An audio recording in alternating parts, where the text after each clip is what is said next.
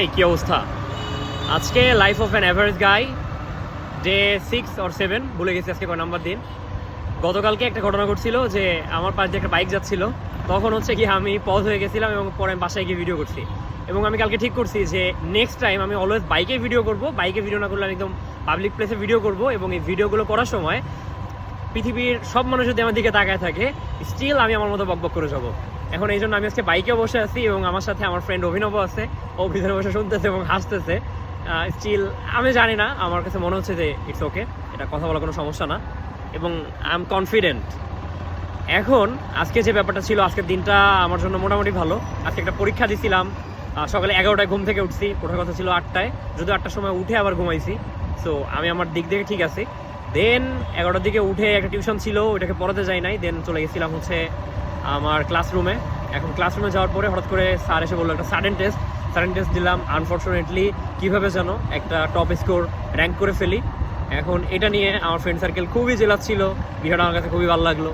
এখন এটার পরে আজকে দিনটা আসলে কেন ভালো গেছে, আমার যে ফোনটা নষ্ট হয়ে গেছিলো ওই ফোনটাকে আজকে ঠিক করছি। বাট এখানে একটা খারাপ লাগার ব্যাপার হচ্ছে যে ফোনটা ঠিক করতে 8,000 টাকা লাগছে, যেটা অলমোস্ট ফোনের 1/3।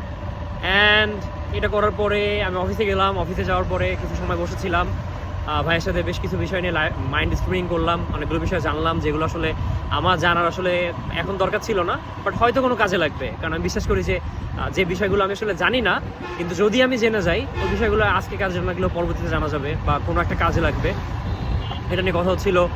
দেন আজকে হঠাৎ করে অভিনবর সাথে দেখা হয়েছে, অভিনবর সাথে ওয়েট করতেছিলাম। অভিনবের সাথে ওয়েট করার পরে অভিনব আসলো, একটা জুতা দেখলাম, মন চাইলো কিনে ফেললাম। এখন মন ভালো লাগতেছে। সো মানুষকে গিফট করতে হবে, মানুষকে মানে নিজের গিফট করতে হবে। আমি অন্য কারো গিফট করলে হয়তো বেশি খুশি হইতাম, বাট এখন কারো গিফট করতেছি না, কারণ পরবর্তীতে গিফট করতে হবে আরও।